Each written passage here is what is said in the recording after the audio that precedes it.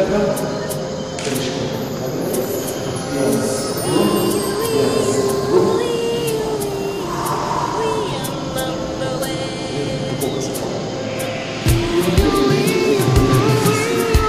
Mano problema yra čia.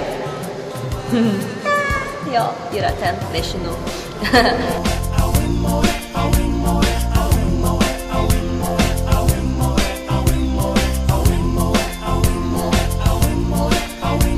Kojas truputį plačiau už pečių plotį.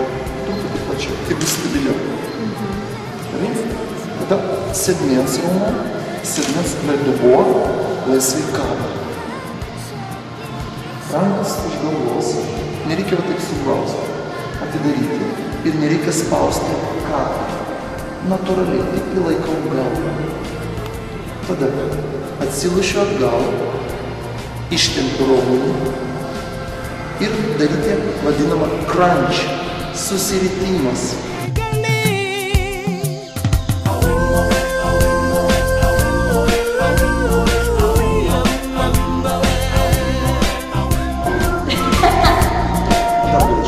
Kai baigėsi šiam kauliukų apatiniu taškas kauliukas ir klubų, šito liemens linijoje nėra kauliukų. Būtent aktyvinkit pilvo vidurinį dalis. Apkabink mane miesto džiunglėse, leis pabūt laukime. Pabučiuok ir greičiau sugandykite dieną ir vakarą. Iškvėp pilvą. Ir tada koja į priekį. Žinai pilvą. O taip, įtempi laikai. Ir o dabar koja. Ir kada kvepia. Dabar galva. Įtrauki pilvą, o tada pravištis.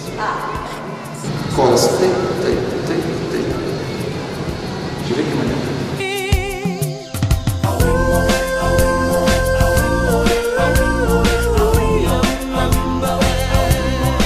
Vysto veiklumo ir stabilizuojančias pilvo raumenis bei koordinacijos gerinimas.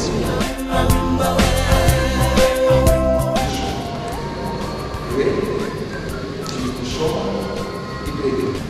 Vienas, du, vienas, du.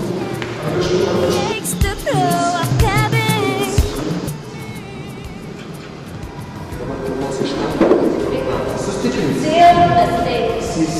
Sustiprins.